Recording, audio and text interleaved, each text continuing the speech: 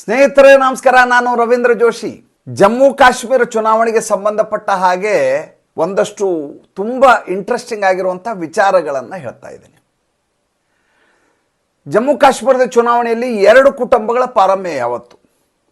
ಒಂದು ಫಾರೂಕ್ ಅಬ್ದುಲ್ಲಾ ಅವರ ಕುಟುಂಬ, ಇನ್ನೊಂದು ಮೆಹಬೂಬಾ ಮುಫ್ತಿ ಕುಟುಂಬ. ಮಜಾ ಅಂದರೆ ಈ ಬಾರಿ ಎರಡು ಕುಟುಂಬಗಳಿಗೆ ಭೇದಿ ಶುರುವಾಗಿದೆ. ಯಾವ ಮಟ್ಟಿಗೆ ಭೇದಿ ಶುರುವಾಗಿದೆ ಅಂದರೆ, ಚುನಾವಣೆಯಲ್ಲಿ ಒಬ್ಬರು ಸ್ಪರ್ಧಿಸ್ತಾನೆ ಇಲ್ಲ, ಅದರ ಬದಲು ತಮ್ಮ ಮಗಳನ್ನು ಸ್ಪರ್ಧಿಸಲಿಕ್ಕೆ ಕಳಿಸಿದ್ದಾರೆ. ಇನ್ನೊಬ್ಬರು ಸ್ಪರ್ಧಿಸಿದ್ದಾರೆ, ಒಂದು ಕ್ಷೇತ್ರದಲ್ಲಿ ಸ್ಪರ್ಧಿಸಿಲ್ಲ, ಎರಡೆರಡು ಕಡೆ ಸ್ಪರ್ಧಿಸ್ತಾ ಇದ್ದಾರೆ. ಜಮ್ಮು ಕಾಶ್ಮೀರವನ್ನು ಇವರು ತಮ್ಮ ವಸಾಹತು ಅಂತ ತಿಳ್ಕೊಂಡಿದ್ರು, ತಮ್ಮ ಸಾಮ್ರಾಜ್ಯ ಅಂತ ತಿಳ್ಕೊಂಡಿದ್ರು. ನಮ್ಮ ಜಮ್ಮು ಕಾಶ್ಮೀರಕ್ಕೂ ಈ ದೇಶದ ಯಾವುದೇ ಭಾಗಕ್ಕೂ ಸಂಬಂಧ ಇಲ್ಲ, ಇದರ ಪಾರಮ್ಯ ಏನಾದರೂ ಇದ್ದರೆ ನಮ್ಮದೇ, ಇದು ನಮ್ಮದೇ ಆಧಿಪತ್ಯ ಅನ್ನುವ ರೀತಿಯಲ್ಲಿದ್ದರು. ಈ ಗುಳ್ಳೆ ಒಡೆದು ಹೋಗಿದ್ದು ಯಾವಾಗ ಗೊತ್ತಾ? ಆಗಸ್ಟ್ 5, 2019. ಯಾವ ಕೇಂದ್ರ ಸರ್ಕಾರ ನಮ್ಮ ಮೇಲೆ ಯಾವುದೇ ರೀತಿಯಾದಂಥ ದಬಾವಣೆ ಮಾಡಲಿಕ್ಕೆ ಸಾಧ್ಯ ಇಲ್ಲ ಅಂದ್ಕೊಂಡಿದ್ರು, ನಮ್ಮದು ವಿಶೇಷ ಸ್ಥಾನಮಾನದ ರಾಜ್ಯ ಅಂದ್ಕೊಂಡಿದ್ರು, ಅಂಥ ಸಂದರ್ಭದಲ್ಲಿ ಆ ವಿಶೇಷ ಸ್ಥಾನಮಾನವನ್ನೇ ಕಿತ್ತು ಹಾಕಿಬಿಡ್ತು ಕೇಂದ್ರ ಸರ್ಕಾರ. ಆರ್ಟಿಕಲ್ 370 ರದ್ದಾಯಿತು. ಅದರ ಬಗ್ಗೆ ಮತ್ತೆ ಚರ್ಚೆ ಮಾಡುವುದು ಬೇಡ. ಈಗ ವಿಷಯ ಇಬ್ಬರ ಬಗ್ಗೆ ಮಾತಾಡ್ತಾ ಇದ್ದೀನಿ. ಒಂದು ಮೆಹಬೂಬಾ ಮುಫ್ತಿ, ಇನ್ನೊಂದು ಒಮರ್ ಅಬ್ದುಲ್ಲಾ. ಒಮರ್ ಅಬ್ದುಲ್ಲಾ ಒಂದು ಮಾತನ್ನು ಹೇಳಿದರು. ಯಾವಾಗ ಲೋಕಸಭಾ ಚುನಾವಣೆಯಲ್ಲಿ ಇವರು ಎಂಜಿನಿಯರ್ ರಾಶಿದ್ ಎನ್ನುವಂಥ ಒಬ್ಬ ಭಯೋತ್ಪಾದಕನಿಂದ ಸೋಲನ್ನು ಕಾಣ್ತಾರೋ, ಪರಾಭವಗೊಳ್ತಾರೋ, ಆವಾಗ ಇವರ ಆತ್ಮವಿಶ್ವಾಸ ಕುಸಿದು ಹೋಗುತ್ತೆ. ಆ ಸಂದರ್ಭದಲ್ಲಿ ಒಮರ್ ಅಬ್ದುಲ್ಲಾ ಹೇಳಿದರು, ಇನ್ನು ಮುಂದೆ ನನಗೆ ಸಕ್ರಿಯ ಚುನಾವಣಾ ರಾಜಕಾರಣವೇ ಬೇಡ, ನಾನು ಚುನಾವಣೆಗೆ ನಿಲ್ಲೋದಿಲ್ಲ ಅಂತ. ಮೊದಲನೇದಾಗಿ ಅವರ ವೈವಾಹಿಕ ಜೀವನ ಕೂಡ ಭಾಳಷ್ಟು ಸಮಸ್ಯೆಯಲ್ಲಿದೆ. ಅವರ ಪತ್ನಿ ಈಗಾಗಲೇ ವಿಚ್ಛೇದನಕ್ಕೆ ಅಪ್ಲೈ ಮಾಡಿದ್ದಾರೆ.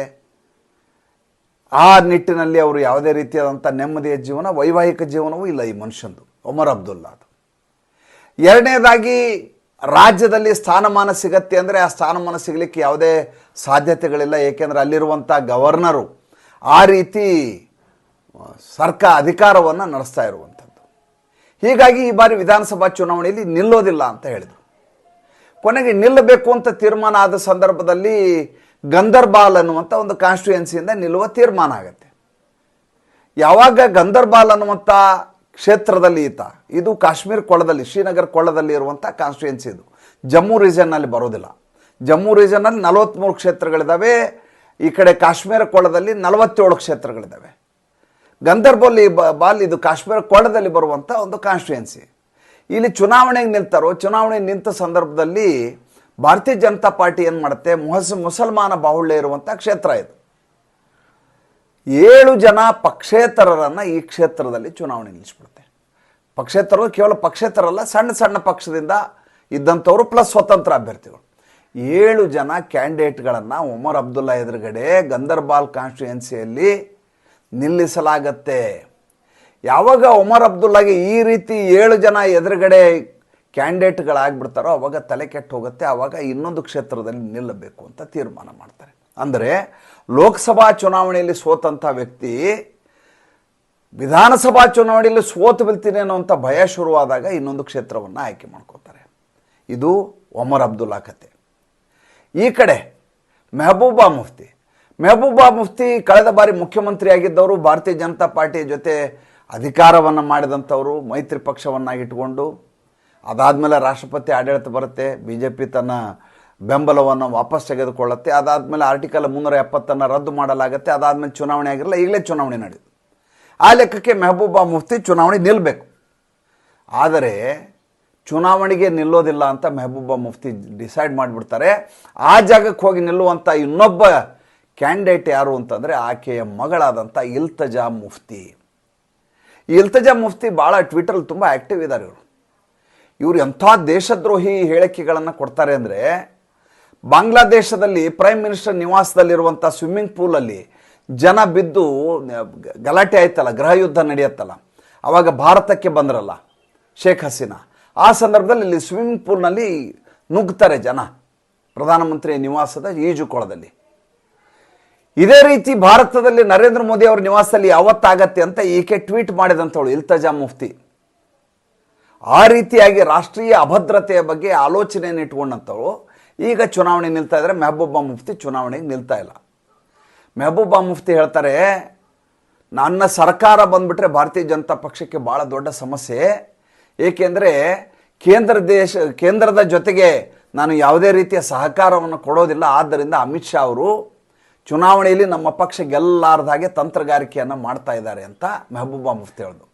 ಒಮರ್ ಅಬ್ದುಲ್ಲಾ ಹೇಳ್ತಾರೆ, ನನ್ನ ಬಗ್ಗೆ ಭಯ ಇದೆ ನರೇಂದ್ರ ಮೋದಿ ಅವರಿಗೆ, ಅಮಿತ್ ಶಾ ಅವರಿಗೆ, ಅದಕ್ಕೆ ನನ್ನ ಎದುರಿಗೆ 7 ಜನ ಕ್ಯಾಂಡಿಡೇಟ್ ಹಾಕಿದ್ದಾರೆ ಅಂತ ಅವ್ರು ಹೇಳ್ತಾರೆ.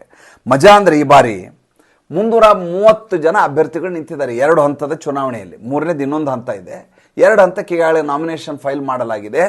ಅದರಲ್ಲಿ 330 ಜನ ಅಭ್ಯರ್ಥಿಗಳು ನಾಮಪತ್ರ ಸಲ್ಲಿಸಿದ್ದಾರೆ. ಸಣ್ಣ ಸಣ್ಣ ಪತ್ರಗಳು. ಮಜಾ ಅಂದರೆ ಪಕ್ಷಗಳು. ಮಜಾ ಅಂದರೆ LJP ಇದೆಯಲ್ಲ, ಚಿರಾಗ್ ಪಾಸ್ವಾನ್ದು, ಆತನ ಕ್ಯಾಂಡಿಡೇಟ್ ಇದ್ದಾರೆ ಕಾಶ್ಮೀರದಲ್ಲಿ. ನಂಬ್ತೀರಾ? ಬಿಹಾರಿ ಮೂಲದ ಕಾರ್ಮಿಕರು ತುಂಬ ಜನ ಇದ್ದಾರೆ ಜಮ್ಮು ಕಾಶ್ಮೀರದಲ್ಲಿ. ವಿಶೇಷವಾಗಿ ಕಾಶ್ಮೀರ ಕೊಳ್ಳದಲ್ಲಿ ತುಂಬ ಜನ ಕಾರ್ಪೆಂಟರ್ಗಳು, ಪ್ಲಂಬರ್ಗಳು, ಗಾರೆ ಕೆಲಸ ಮಾಡೋರು ಎಲ್ಲರೂ ಉತ್ತರ ಪ್ರದೇಶ ಬಿಹಾರಿಂದ ಬಂದಂಥವ್ರು. ಈ ಬಾರಿ ಮೀಸಲು ಕ್ಷೇತ್ರಗಳು ಬೇರೆ ಇದ್ದಾವೆ. ಹೀಗಾಗಿ ಚಿರಾಗ್ ಪಾಸ್ವಾನ್ LJP ಪಕ್ಷದಿಂದ ಕ್ಯಾಂಡಿಡೇಟ್ ಇದ್ದಾರೆ ಅಲ್ಲಿ. ಮಜಾ ನೋಡಿ ಹೇಗಿದೆ. ಈ ಬಾರಿ 330 ಜನ ಅಭ್ಯರ್ಥಿಗಳು ಏನು ಚುನಾವಣೆ ನಿಂತಿದ್ದಾರೆ, ಅದರ 145 ಜನ ಸ್ವತಂತ್ರ ಅಭ್ಯರ್ಥಿಗಳು ಸ್ಪರ್ಧಿಸ್ತಾ ಇದ್ದಾರೆ. 44%, ಅತಿ ಹೆಚ್ಚು ಅಂತ ಇದನ್ನು ಲೆಕ್ಕ ತೆಗೆದುಕೊಂಡಿರೋದು. ಇಲ್ಲಿವರೆಗೂ ಕಳೆದ ಬಾರಿ 37% ಜನ ಪಕ್ಷೇತರರು ನಿಂತಿದ್ರು. 2008ರಲ್ಲಿ 87 ಜನ ಪಕ್ಷೇತರರು ನಿಂತಿದ್ರು. ಅಂದರೆ ಪಕ್ಷೇತರ ಸಂಖ್ಯೆ ಯಾವತ್ತೂ ಕಡಿಮೆ ಅಲ್ಲಿ. ಗುಪ್ಕಾರ್ ಅಂತ ಏನು ಮಾಡ್ಕೊಂಡಿದ್ದಾರೆ, ಅದ್ರ ಕ್ಯಾಂಡಿಡೇಟ್ ನಿಲ್ಲವರು ಒಂದಷ್ಟು ಜನ ಪಕ್ಷೇತರ. ಈ ಬಾರಿ ಅತಿ ಹೆಚ್ಚು ಪಕ್ಷೇತರ ನಿಲ್ಲಿಸಲಾಗಿದೆ. ಯಾಕೆ ಅಂತ ಕೇಳಿದ್ರೆ, ಇದು ಅಮಿತ್ ಶಾ ಅವ್ರು ಮಾಡಿರುವಂಥ ತಂತ್ರಗಾರಿಕೆ. ನಮ್ಮ ಮುಸಲ್ಮಾನ ಓಟುಗಳನ್ನು ಒಡೆಯಬೇಕು ಅಂತ ಈ ರೀತಿಯಾದಂಥ ಕೆಲಸವನ್ನು ಅಮಿತ್ ಶಾ ಅವರು ಮಾಡ್ತಾ ಇದ್ದಾರೆ. ನಮ್ಮ ಸರ್ಕಾರ ಬರಬಾರ್ದು, ನಾವು ಚುನಾವಣೆಯಲ್ಲಿ ಗೆಲ್ಲಬಾರ್ದು ನ್ಯಾಷನಲ್ ಕಾನ್ಫರೆನ್ಸ್ ಅವರು ಅಂತ ಈ ರೀತಿಯಾದಂಥದ್ದು ಮಾಡಿದ್ದಾರೆ ಅಂತ. ಅತಿ ಡೇಂಜರಸ್, ಅಪಾಯಕಾರಿಯಾದಂಥ ಒಂದು ಮೂವನ್ನು ಹೇಳ್ಬಿಡ್ತೀನಿ ನಿಮ್ಗೆ. ಏನು ಅಂದರೆ, ಈ ನ್ಯಾಷನಲ್ ಕಾನ್ಫರೆನ್ಸು ಮತ್ತು ಕಾಂಗ್ರೆಸ್ ಮೈತ್ರಿಯಲ್ಲಿ ಚುನಾವಣೆಗೆ ನಿಲ್ತಾ ಇರೋದು ಕಾಶ್ಮೀರ ಕೊಳ್ಳದಲ್ಲಿ. ಅಲ್ಲಿ ಜಮಾತೆ ಇಸ್ಲಾಮಿಯ ಅಭ್ಯರ್ಥಿಗಳಿಗೆ ಇವರು ಮೈತ್ರಿಯನ್ನು ಮಾಡ್ಕೊಂಡಿದ್ದಾರೆ ನ್ಯಾಷನಲ್ ಕಾನ್ಫರೆನ್ಸ್ ಅವರು. ಯಾವ ಜಮಾತೆ ಇಸ್ಲಾಮಿಯನ್ನು ಭಾರತ ದೇಶದಲ್ಲಿ ನಿಷೇಧಿಸಲಾಗಿದೆ. 2019ರಲ್ಲಿ ನಡೆದಂಥ ಪುಲ್ವಾಮಾ ದಾಳಿಯಲ್ಲಿ ಇವರ ಕೈವಾಡ ಇದೆ ಅಂತ ಪ್ರೂವ್ ಆಗಿದೆ, ರುಜುವಾತಾಗಿದೆ. ಅವರು ಇವ್ರ ಜೊತೆ ಮೈತ್ರಿಯ ಪಕ್ಷವಾಗಿ ಹೊರಹೊಮ್ಮಿರುವಂಥದ್ದು. ಅಂದರೆ ಜಮ್ಮು ಕಾಶ್ಮೀರದಲ್ಲಿ ಎಂಥ ಪ್ರತ್ಯೇಕತಾವಾದಿ ಆಗಿರಲಿ, ಎಂಥ ಉಗ್ರಗಾಮಿ ಆಗಿರಲಿ, ಆತ ಚುನಾವಣೆಗೆ ನಿಲ್ಲಕ್ಕೆ ಅವಕಾಶ ಮಾಡಿಕೊಡಲಿಕ್ಕೆ ಇವರು ಸಿದ್ಧರಿದ್ದಾರೆ. ಭಾರತೀಯ ಜನತಾ ಪಾರ್ಟಿಯ ಯಾವುದೇ ಅಭ್ಯರ್ಥಿಗಳು ಗೆಲ್ಲಬಾರದು ಅನ್ನೋದು ಇವ್ರ ಉದ್ದೇಶ ಆಗಿದೆ. ಅವರು ಅಧಿಕಾರಕ್ಕೆ ಬರಬಾರ್ದು ಅಂತ. ಯಾಕಂದ್ರೆ ಒಂದು ಸಲ ಈಗ ಬಂದುಬಿಟ್ಟಿದ್ದಾರೆ, ಮತ್ತೆ ಅಲ್ಲಿ ಬಂದುಬಿಡ್ತಾರೋ ಅನ್ನುವಂಥ ಭಯ. ಜೊತೆಗೆ ಇನ್ನೊಂದು ವಿಶೇಷತೆ ಇದೆ ಈ ಬಾರಿಯ ಚುನಾವಣೆಯಲ್ಲಿ. ಪ್ರತಿ ಬಾರಿ ಏನಾಗೋದು, 16% ಮತದಾನ ಆಗೋದು, 18% ಆಗೋದು, 19% ಮತದಾನ ಆಗೋದು. ಅದರಲ್ಲೇ ಒಬ್ಬ ಗೆಲ್ಲೋನು 300 ಮತದಿಂದ, 200 ಮತದಿಂದ, 500 ಮತದಿಂದ ಗೆಲ್ಲೋದು. ಈಗ ರೆಕಾರ್ಡ್ ಮತದಾನ ಆಗ್ತಾ ಇದೆ. 54% ಮತದಾನ, 55% ಮತದಾನ, 60% ಮತದಾನ ಆಗುತ್ತೆ. ಹೇಗಾಗತ್ತೆ ಅಂತಂದರೆ, ಆರ್ಟಿಕಲ್ 370 ರದ್ದು ಮಾಡಿದ ಮೇಲೆ ಇವರ ಪ್ರಾಬಲ್ಯ ಏನಿದೆಯಲ್ಲ, ಈ ಪ್ರತ್ಯೇಕತಾವಾದಿಗಳ ಪ್ರಾಬಲ್ಯ ಸಂಪೂರ್ಣವಾಗಿ ಕುಸಿದು ಹೋಗಿದೆ. ಮತ ಹಾಕಲಿಕ್ಕೆ ಜನ ಮನೆಯಿಂದ ಹೊರಗಡೆ ಬರ್ತಿರಲಿಲ್ಲ. ಏಕೆಂದರೆ ಎಲ್ಲಿ ಗುಂಡು ದಾಳಿ ಆಗುತ್ತೋ, ಎಲ್ಲಿ ಎನ್ಕೌಂಟರ್ಗಳಾಗ್ತಾವೋ, ಎಲ್ಲಿ ಗಲಭೆಗಳಾಗ್ತಾವೋ, ಎಲ್ಲಿ ಕರ್ಫ್ಯೂ ಹಾಕ್ತಾರೋ ಅನ್ನೋಂಥ ಭಯದಲ್ಲಿ ಜನ ಓಟೆ ಹಾಕ್ಲಿಕ್ಕೆ ಹೋಗ್ತಿರಲಿಲ್ಲ. ರಾಜಕೀಯವಾಗಿ ಜನರಿಗೆ ಆಸಕ್ತಿ ಇರಲಿಲ್ಲ. ಇತ್ತೀಚೆಗೆ ನಡೆದಂಥ ಎಲ್ಲ ಚುನಾವಣೆಗಳಿದಾವಲ್ಲ, ಡಿಸ್ಟ್ರಿಕ್ಟ್ ಡೆವಲಪ್ಮೆಂಟ್ ಕಮಿಟಿ ಚುನಾವಣೆ ಆಯ್ತು, ಅಲ್ಲಿ ಪಂಚಾಯತ್ ಚುನಾವಣೆ ಆಯಿತು, ಲೋಕಸಭಾ ಚುನಾವಣೆ ಆಯಿತು. ಚುನಾವಣೆ ಆದ ಸಂದರ್ಭದಲ್ಲಿ ರೆಕಾರ್ಡ್ ವೋಟಿಂಗ್ ಆಗ್ತಾ ಇದೆ ಕಾಶ್ಮೀರದಲ್ಲಿ. ಅಲ್ಲಿ ಒಂದು ವಿಷಯವನ್ನು ತಿಳ್ಕೊಳ್ಳಿ, ಜನರ ಬದುಕು ಬದಲಾಗಿದೆ ಮತ್ತು ಭಾರತೀಯ ಜನತಾ ಪಾರ್ಟಿ ಜಮ್ಮು ಕಾಶ್ಮೀರವನ್ನು ಈ ಭಾರತದ ಅಭಿನ್ನ ಅಂಗ ಅನ್ನೋದನ್ನು ಮತ್ತೊಂದು ಸಲ ಸಾಬೀತುಪಡಿಸಿದೆ. ಈ ಬಾರಿಯ ಚುನಾವಣೆಯ ಫಲಿತಾಂಶ ಏನಿದೆ ಕಾದು ನೋಡೋಣ. ಸಂಚಿಕೆ ಇಷ್ಟ ಆಗಿದ್ರೆ ಲೈಕ್ ಮಾಡಿ, ಫಾಲೋ ಮಾಡಿ, ಶೇರ್ ಮಾಡಿ. ನಮ್ಮ ಮುಕ್ತ ಪತ್ರಿಕೋದ್ಯಮಕ್ಕೆ ದಯವಿಟ್ಟು ಆರ್ಥಿಕವಾಗಿ ಬೆಂಗಾವಲಾಗಿ. ನಮಸ್ಕಾರ.